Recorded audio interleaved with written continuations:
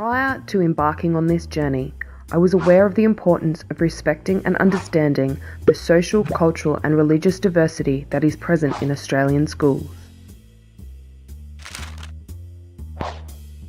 Through reviewing the Melbourne Declaration on Educational Goals for Young Australians and the general capabilities within the Australian curriculum, I began to develop a deeper understanding of how, as a teacher, I needed to use this information to create culturally and socially appropriate pedagogies that are inclusive to all students in the classroom. When studying the statistics of the Australian population, I was amazed to discover 49% of the total Australian population were born overseas or had one or both parents born overseas. A classroom today consists of students who are culturally, socially, and intellectually very different, with a range of different expectations when it comes to education. This highlights the need to develop intercultural competence and understanding.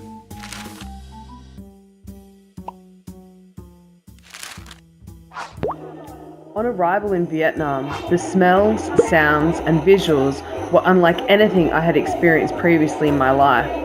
I found that I was able to quickly adapt and felt comfortable to explore this new environment.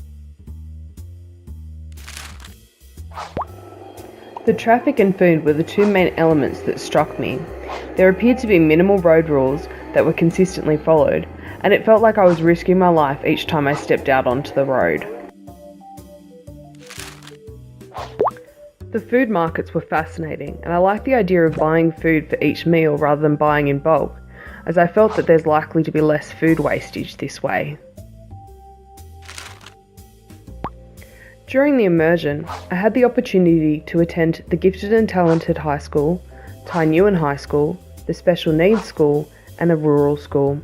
Each of these schools provided a different and worthwhile experience. Each of my lesson plans consisted of three main elements: communication, listening, and reading. Prior to entering the classroom, I had little knowledge of the English proficiency of the students, and I had to ensure I had contingency plans for all activities. In all the classes that I taught, I took advantage of questions and cues from the students, providing responsive instruction to encourage participation through sharing social, cultural, and intellectual experiences. Some of the responses provided by the students were unexpected. When asking the students to tell me something about themselves, a student responded with, "I'm a potato," and when asked to elaborate, she stated, "I am short and fat." There were a few other responses indicating poor self-esteem or poor body image issues, highlighting the prevalence of these issues in secondary students. I was impressed by the knowledge of some of the students, with students inquiring about my personality type and whether I considered myself to be an introvert or an extrovert.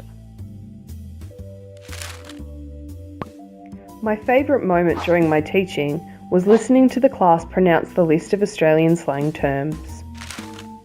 Tony, Tucker, Sheila, Berkey, Gander, piece of fish.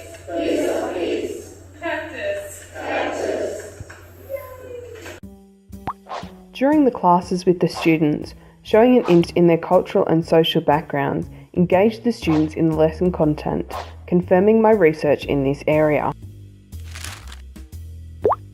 What I had not expected during this journey was discovering that I was still developing my own cultural, social and intellectual identity, and answering some of the students' questions was very confronting for me. Through participating in this experience, it has emphasised the importance of differentiating instruction and activities to meet the needs of the students in my future classrooms. The skills I have begun to develop during this experience have provided strong foundations that will allow me to better meet the needs of the socially, culturally, religiously and linguistically diverse student population of today's Australian classrooms.